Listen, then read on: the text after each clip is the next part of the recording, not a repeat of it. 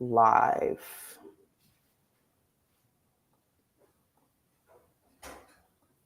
So I found this podcast place near us. Okay. Oh, okay. A studio. Yeah, studio. So it's I'm going to check it out today. Okay, nice. Yeah. I figure after so many of these, I'll also be upgrading. Nigeria. I see. Okay. Okay, you got your people in here? Sorry. Go ahead. Yeah, I figure I'll be upgrading my space, at some point in the near future too. Yeah, one of the things that I want to incorporate is like a whiteboard so that we can actually show and prove some of these things that we talk about as well. Yeah. Yeah. Okay. So the return of ownership. How you feel about that title? Working title? Yeah, I mean, I think it's great. I mean, I think return of ownership is absolutely what we're talking about. I mean, both for the diaspora and then also for the continent itself. You said Wakanda? No, the continent. Okay, the continent. Okay, cool. Yeah, with Wakanda. Yeah, I mean, like we're gonna build Wakanda. But yes, I feel like return of ownership is absolutely a key right this minute. I mean, there's a lot of things going on. A lot of times people are not really paying attention to how people are moving. Being around the colonizers for many years and still around them, having family members who are, their thinking is always on the idea of how do they capture the most with the least amount of effort, but then also just how do they retain that ownership that they've been able to accomplish. So yes, I think the return of ownership to us, the return of ownership of Africa and its resources, I think it's going to bode well for many of us. We were a thriving culture for a long time, and then people got wind of it, and so they made sure that didn't happen anymore. So yes, love it. Nice. That's what you just said reminded me of this podcast I was listening to yesterday, and the guy was talking about real estate, how real estate kind of had its boom in our community as far as realizing the opportunity that was there. So a lot of people were hosting seminars, talking fix and flip, talking wholesaling. And, for some of these financial literacy leaders out there, if you will, I'll put leaders in quotes, because some of them come from the hustle culture, they kind of bring that hustle culture when they were talking about the real estate stuff. So the commentator was just talking about how our community almost kind of brought that hustle culture to real estate and didn't really appreciate the time and the investment of time needed to really get the long money that comes from real estate. Because while there is some, quick fixes, some quick turnarounds, those are the most tax dollars, for your short-term gains. And so just talking about our people and the mindset shift that's needed to talk about ownership, because I feel like even in these conversations of ownership, we're talking about 5, 10, 25-year plans of planning for your family, building a company, getting an asset up and running.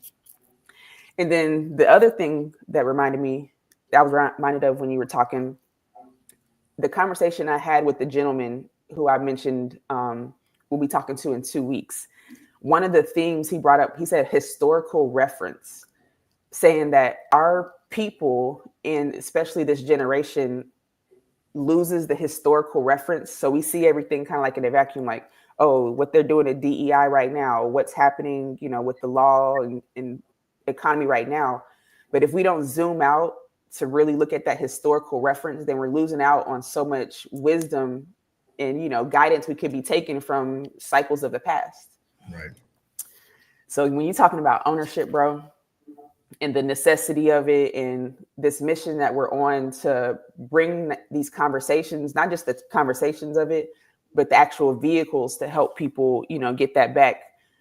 For me, the way I look at it, like this is our reparations. Like if anybody's sitting around waiting for anything else, I just couldn't sit around that long. That's how I feel about it. Yeah, I mean, to your point, so I'll give you an example. When we were going through and doing just to quantify like what it looks like, 42, it's about 42, 43 African Americans in the United States, right? Only about 2 million of them make over $100,000 a year. Okay. Out And of 43 million. Out of 43 million. Yeah. And then only maybe, I think it was like maybe, what was it? We broke it in half. I think maybe only 60% of those actually own 1 or 2 properties, right? So think about that, right? Like that's a small amount of us that actually have ownership more than 1 piece of property, right? Yeah. More than a primary residence. Whereas if you look at our counterparts, their numbers are sometimes 10 times that, 4 times that, 3 times that, whatever, 2 times that is even more than us, right? Yeah. And so what we are talking about in fintech is not only just technology. Technology is great, right? But a lot of times what ends up happening is that we end up on the tail end of technology, right? We finally get the information once it finally assimilates through our community. We're now at the plateau of it, and the next group has already moved on to something else. Yeah. One of the things that we have seen is that we see a lot of people talking about AI, right? And a lot of African Americans talking about AI. We're excited about AI, right? We understand that it is an equalizer, right? But if you notice, a lot of these companies, whether you look at Tesla or NVIDIA or all the top FAANG companies, right, out there, are combining AI with things like hard assets. Hard assets, yeah. Something that you can touch, you can hold, you can manufacture, right? So Tesla has many buildings, but it also has vehicles, and it has solar power and storage and everything else, right? And then you have NVIDIA, but NVIDIA makes microchips, and actually it makes robots now, its own robots, and it has its own AI. It's not just AI. We say like AI, but what do you use in AI? Yes. To make a product, to make something that's actually going to move the needle. Yes. Also, the other thing that we're noticing, there's lithium companies out there called Energy X, right? Energy X is doing exactly what we're talking about doing. It's not us, but it's the part of that idea, right? Not only are they using technology, AI, right, to find lithium sources, but they went out and bought 100 acres of land that was lithium, right? Yes. So that now they have the entire vertical. Now they're using their technology to find lithium in a better way.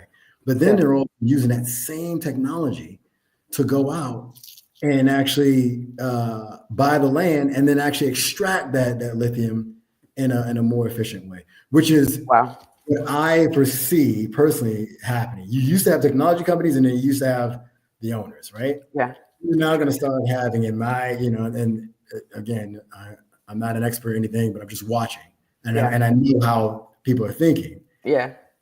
You're going to have not just farmers using technology. You're going to have farms that are totally driven by technology. Technology, it'll be a drone farm that does nothing but, pick crop and draw the product and then process the product and then get it to your door. It won't be the farmer who's trying to figure out, well, how do I implement the technology? The technology will be in every single thing that we do. Yes. The same thing when it comes to, go ahead. I'm sorry. Go ahead. I just get it. I'm following. This is how I have conversations.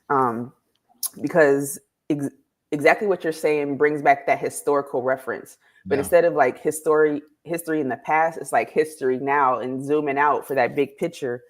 Because what you're describing about the tech and the hard assets, what we call interfacing, they call wearables, and realizing even Airbnb, Uber, even Amazon, those are tech companies that figured out a way to interface with real physical material life. Correct. And so, naturally, as technology evolves, humans aren't going anywhere. I'll say that.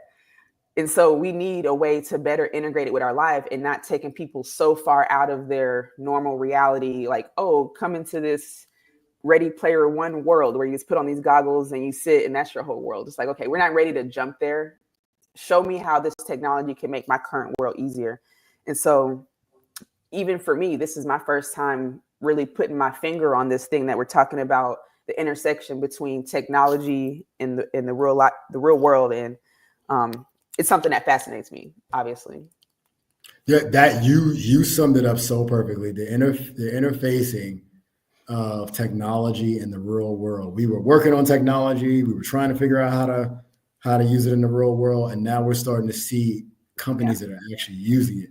Yes. You know, the example that you gave of Uber, for example.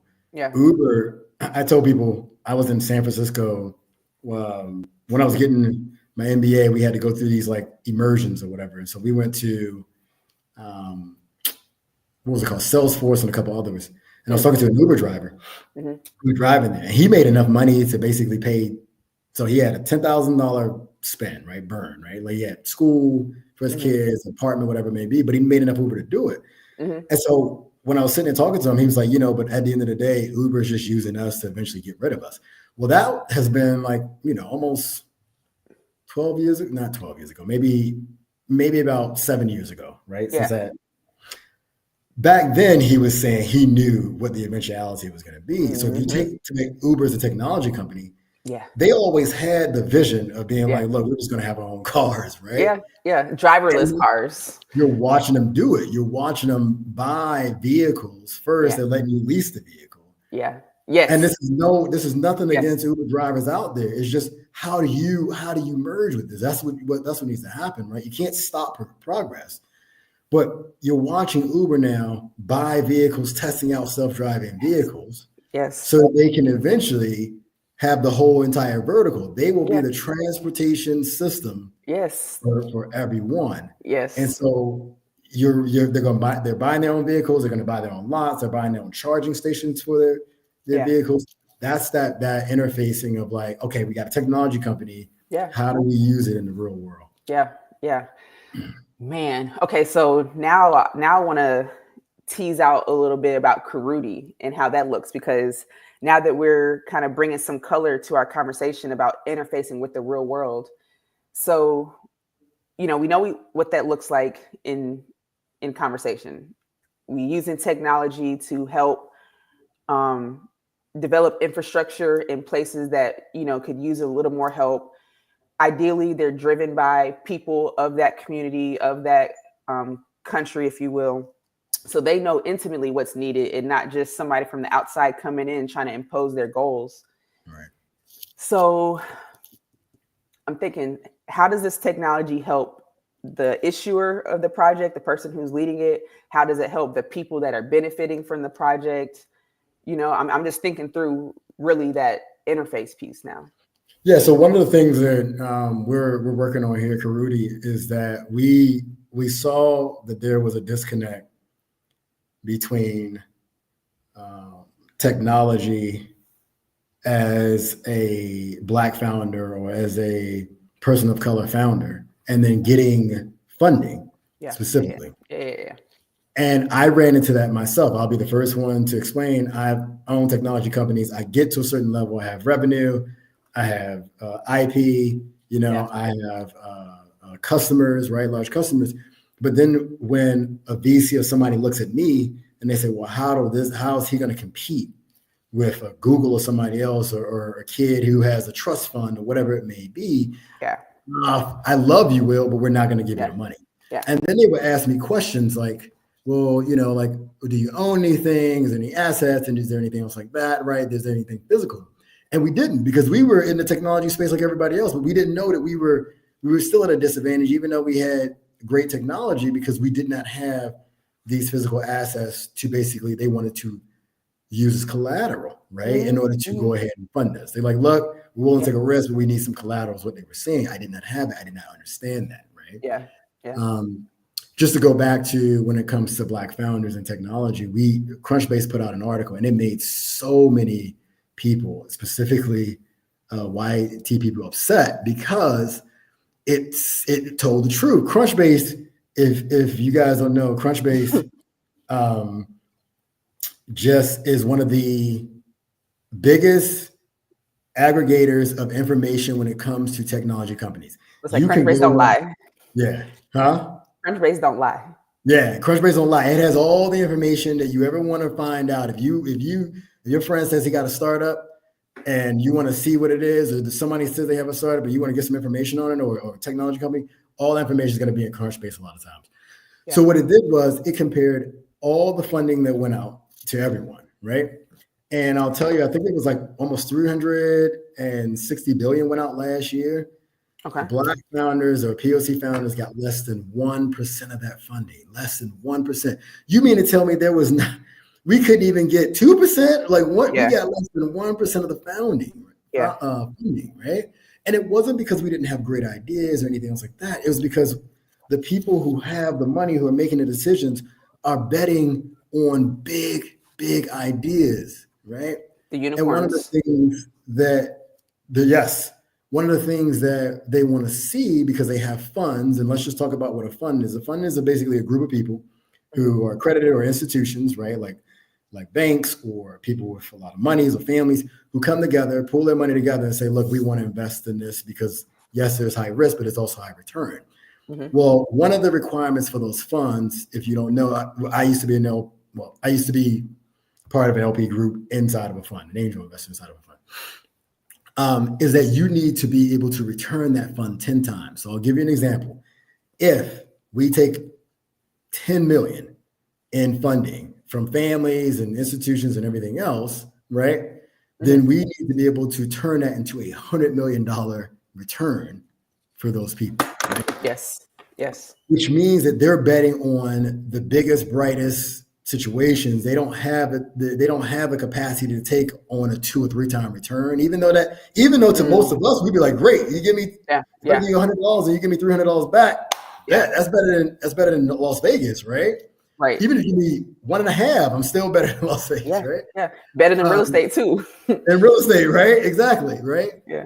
But they need to return that fund 10 times. They need to turn that money 10 times if they take that money. So a lot of times they look at us as Black founders. They say, look, man, your chance of getting us a 10-time return is here already. And so it's not like they don't want to do it. I used to think it was like against me, but it's just like when you talk to them, it's like, man, they can't. They don't have the numbers to do it, right? Yeah. Well, here's how we hack that, right? Yeah. You hack that by talking to everyday people, like the people that we have here, from Miguel to Madonna to Josiah to all these people, right? Yeah. They're not necessarily looking for a 10-time return, right? They may be looking for a return that may be 2 or 3 times. Yeah. They may be looking for a return that's 1.5 times, right? Which is still really good. It's still a good return. Right. That's still better than you playing in the S&P most of the time, right? Yeah. They're looking for that type of return. And if your business is a pretty solid business, which we'll be vetting all these businesses, this person will be able to put their business in and say, look, here's my company. And I'll give you an example of a company that we're looking at right now, right? There's a young lady in Ghana, and she's also in New York, right? Mm-hmm. And she has these sustainable multi-units, right? Okay, nice. And she wants to do everything. And the example of her is on Karuti. If you go to Karuti.com, you'll see it. It's under Sarah. That's not her. We couldn't use her real name because we're not allowed to use real information yet. But the example of her is there. And so when you go and you look at her, she wants to do solar power, battery storage, basically an entire sustainable building, because in places like Ghana, but she also believes what's going to happen in New York and everywhere else is that you're going to have brownouts. Mm-hmm. And if that ends up happening, right, then you want a situation where that building can continue to run, even if it's for an extended time period where the energy may be out, right? Yeah. Or the energy may be down. All this technology exists today. Everything from battery storage to solar power to everything that she needs to make this rain capture, all that exists today. And it's not much more than you building the building the regular way. And so she wants to start out building these smaller multi-units and then make it bigger. Yeah. Well, if she goes to a bank and anybody right now and she tries to say, look, let me go ahead and run this, they're going to be like, nah, what's your experience? Nah, you're trying to do it in Ghana, not in the US. No, blah, blah, blah, blah. She's not going to get it. Yeah. But me personally, or some of us sitting in this group right here, we might see that and like, you know what, man, I'll give Sarah $100, right? Like to help her do that, right? Like, so you give her $100. Okay. Now she's not just a technology company. She's a technology company that now has real estate attached to it. an asset, cash flow, and a building, right? A Yes. hard asset. Yes. There's the technology piece of the company with the property management that's ran by AI, with the building facility management that's run by AI, with the solar power and battery storage. But then you have a hard asset that's attached to it. Yeah. What does that do? That now creates you don't have to have a hard of buffers, reduces the buffer. What I mean by buffer is that typically when you invest, people want you to have a certain buffer against, you may put the numbers here. They're going to say, look, I'm going to drop your buffer 50% sometimes, 20%, whatever it may be, because worst case scenario. Well, you've now reduced that buffer by 30% in most cases because you now have that piece of hard asset attached to it. Yes. Because when hard times come, or she needs to do renovations or whatever it needs to be, she's created equity in that property. She can go get a conventional loan. She can go get what is called mezzanine, which is a combination of equity and also debt, right? She can go out and get other things to keep that building running, to keep that project running, that she wouldn't typically be able to do if she was just a technology company. Plus, you have higher multiples when you combine technology or a company with real estate. Real estate, 1 or 2 over like 20, 30 years, right? But technology can be 5 to 10 over a 5-year period, over a 10-year period, right? Yeah. You combine those two things together, you have great multiples on a hard asset. Yes. So those are the type of things that, they're going to be huge for people who are looking to, like, what do I invest in? You may not want to be the developer, but you can definitely invest in companies like Sarah's case study, where she's combining this, and then she can go off and do these other things, build other things. Okay, so this is where we double click into real estate now. Yep. Because as you were talking about the different benefits from having that hard asset, it made me think about with the Quantum Wealth workshops that I did this group called Gangsters to Growers. Okay. It's a nonprofit organization. They work with formerly incarcerated young adults, and basically they put them through this full-time job training program, but really life skills, personal development, where from Monday through Friday, 9 to 5, these young adults are going through, journaling classes, yoga, martial arts, drumming, quantum wealth, which was personal finance education. And so every other Friday from April to December of last year, I work with these guys. And through getting to know them, some of them would be asking questions about real estate because, they hear about the opportunity. One of them, had an insurance check that they just came across, so they were wanting to do something with it. So I'm saying all that to say, the very last session I had with them, they had me do a real estate specific lecture, if you will. And it was basically just real estate investing 101. Right. What's the big hype? What are the different angles you can get involved, whether it's ownership, investing, on the trade side. And so I feel like one of these sessions, we could probably go through that because I got a cute little slide deck that just introduces people to just the idea in general.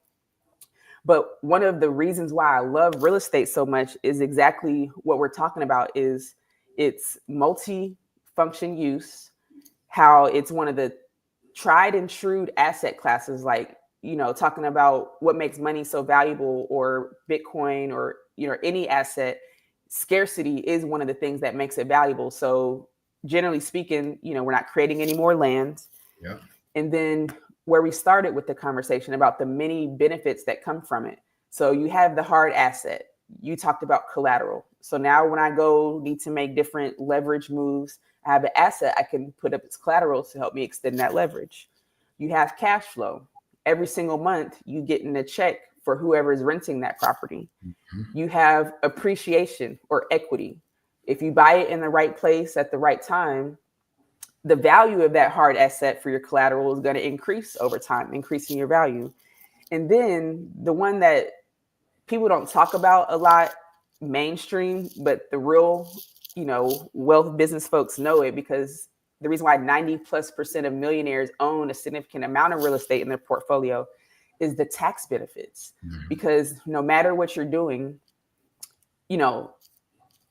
quantum wealth, one more time, it's going to come up every time. But the reason why that material came together, focusing on the wealth mindset, is because my research to answer the question, what do the wealthy 1%, what do they know? What are they doing that everybody else is missing? And so it came down to three things. The first thing was they have a wealth mentality.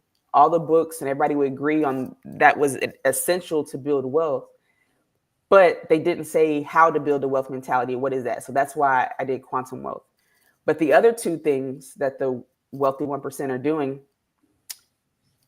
number one, business and tax strategy. Because in America, taxes are the number one expense we pay here. So learning how to play the game and minimize the taxes that we owe is the number one strategy. And then number two, life insurance, because they're more than just death benefit. There are living benefits to it, to where you can leverage it to be your own bank, supercharge your savings, protect yourself from the market falls while still being able to benefit from it.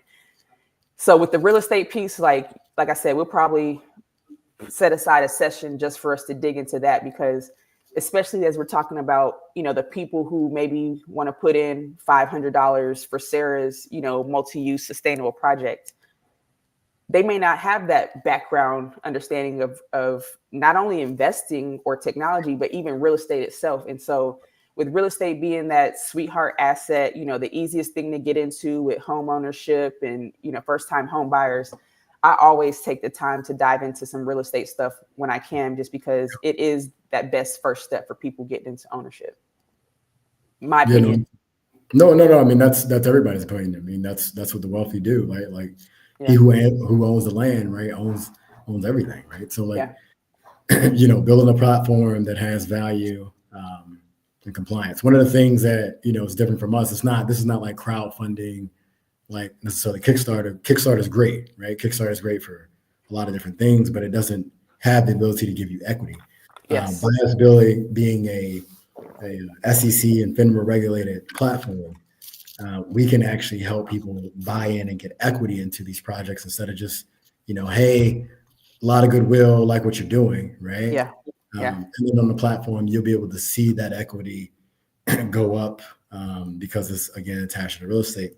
One of the other things when you're investing in technology, one of the fears that a lot of people stated to me when they were looking at our technology company is, well, what happens, if the technology goes down or you lose this customer? Well, one of the benefits of having a technology company that's attached to real estate particularly is that, I'll give you an example. If, let's say, you put $1,000 in, and in our thesis, we want the real estate to be at least 30% of whatever you're trying to raise, right? Nice. So let's say you put $1,000 in, and 70% of it goes towards the technology piece, right? Working capital, whatever it may be, right? Mm-hmm. And then 30% of your money will actually go towards that real estate. Well, let's say if that real estate goes all the way down, the technology company falls, right? It happens, right? Let's just be realistic and honest. The technology side of it falls, right? You still have that piece of real estate that you're attached to, right? That you will still have as a hard asset that will continue to, right, over time. Which means that, you haven't lost 90%, which will happen in a technology company. You've lost more like 60%, 63%, somewhere around that area, right? Wow. And you still have something that will continue to appreciate over time, right? Yeah. The one thing about it is that land does not depreciate. Now, the improvements do, right? The things, the items that are on top of it does, but land itself typically does not depreciate. And so even holding on to that land asset, there's a good chance that in certain places, especially where it's developing, your land investment or your real estate investment in that technology company could outweigh the $1,000 you put in. You could be up over time, right? Yeah. Just by the land, especially if you have areas that are booming with technology. So those are things that I think, like, when I was thinking about what would I want to invest in, I always like to invest in companies that have some type of hard asset, and not just a hard asset like building a robot, but I want to see a company, right? Like, let's buy you a warehouse, right? Like, let's buy you, build a robot, but also the warehouse, warehouses too, right? So that over time, right, we have this hard asset attached to it, it makes us more pliable to be able to go out and find investors or get other forms of investments, right? And you know what just came to me is, we're talking to business owners in a certain sense. For people who are going to be developing these technology companies backed by the hard asset, these are business owners.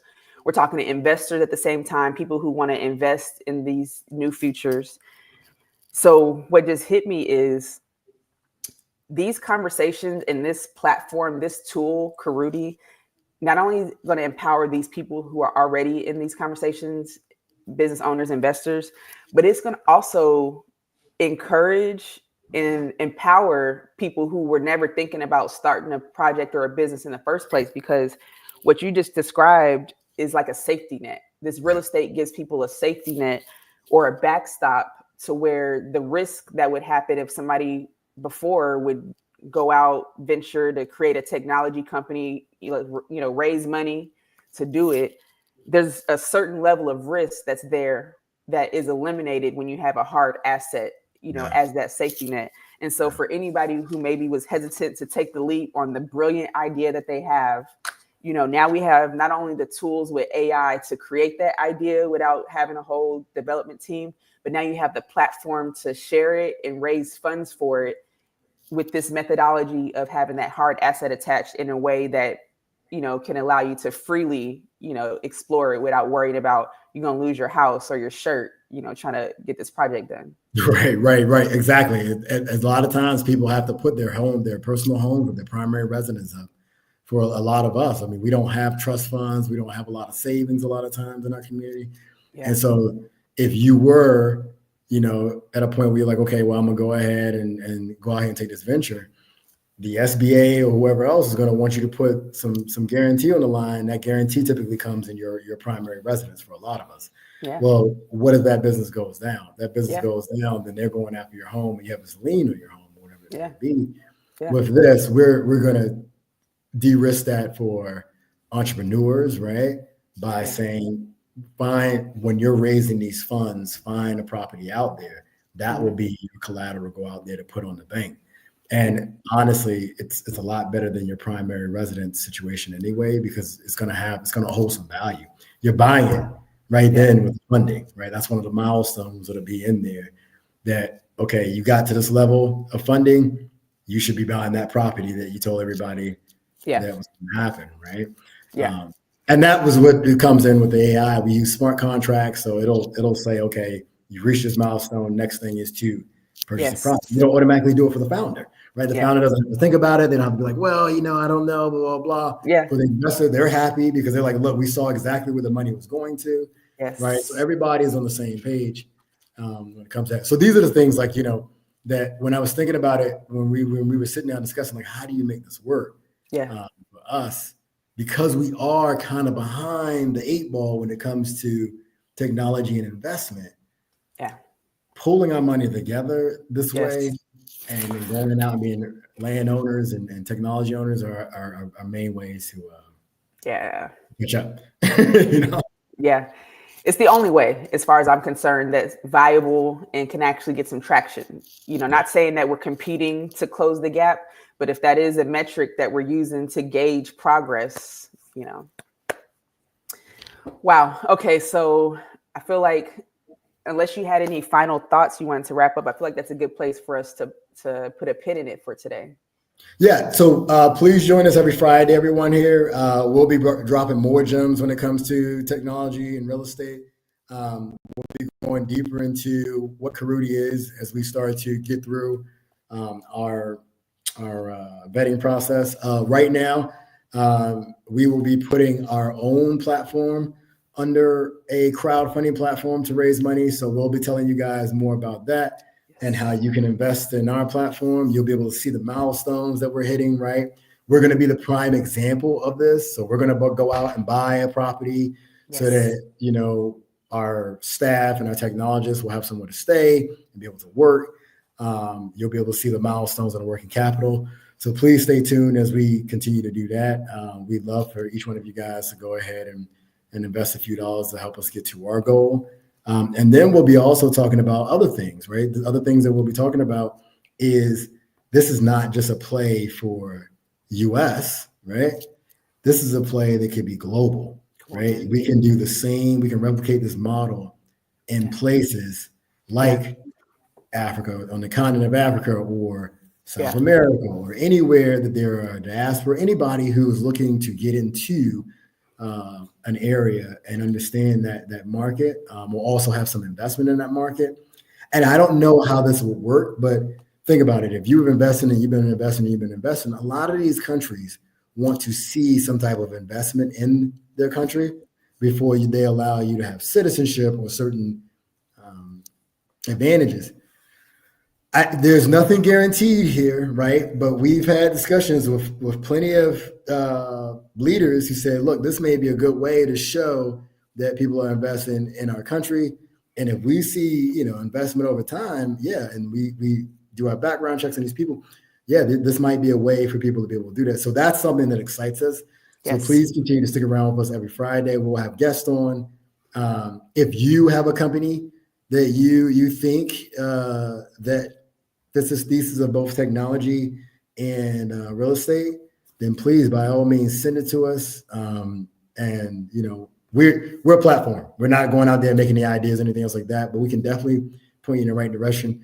Everything from finding an attorney to set up your company, we have those resources, to also, I have a 120 development team, me and my partner Ramesh. We own a development company, so we can absolutely help you with development or websites. Asia has a background in finance, right? So she can help you with the accounting. So there's a bunch of resources that we're here with us to help you as we are starting to get closer and closer to the launch of Karuti. So stay tuned. And the last thing I'll say, the Easter egg on that, we were talking about 30x returns, what's typical.